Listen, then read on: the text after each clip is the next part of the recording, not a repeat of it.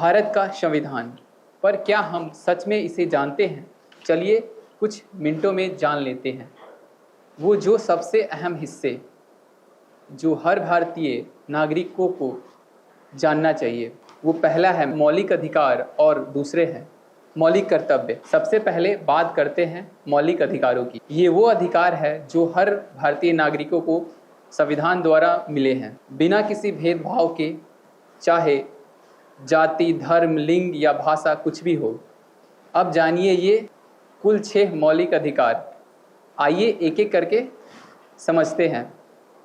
पहला, समानता का अधिकार, यानी कानून की नज़रों में सब बराबर है, कोई छोटा नहीं, कोई बड़ा नहीं।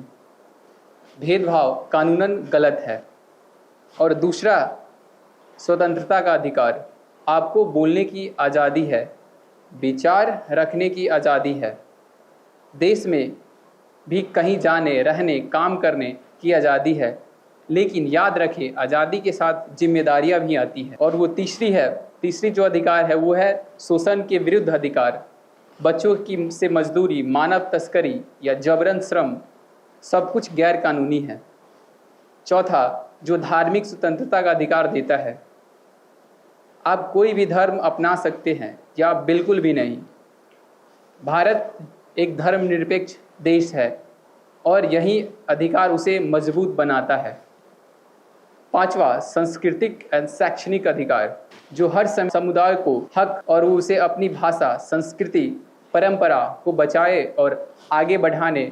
छठा, संवैधानिक उपचार का अधिकार, अगर आपके अधिकारों का उल्लंघन होता है तो आप सीधे हाई कोर्ट या अदालत जा सकते हैं, इवन सुप्रीम कोर्ट तक पहुंच सकते हैं। क्योंकि डॉक्टर भीमराव अंबेडकर ने इस आर्टिकल को संविधान की आत्मा कहा था। ये अधिकार हमें ताकत देते हैं, इज्जत से जीने का हक, स्वतंत्रता और न्याय की गारंटी है। लेकिन याद रखिए, अधिकारों के साथ साथ हम पर कुछ कर्तव्य भी हैं।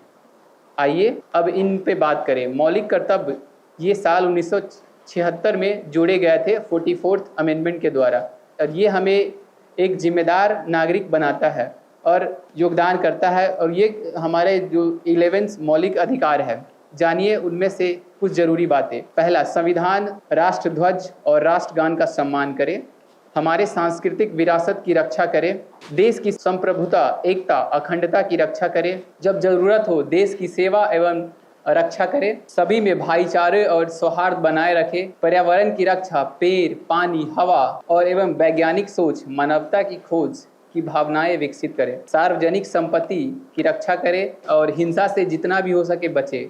ये कर्तव्य शायद कानूनी तरीके से लागू ना हो।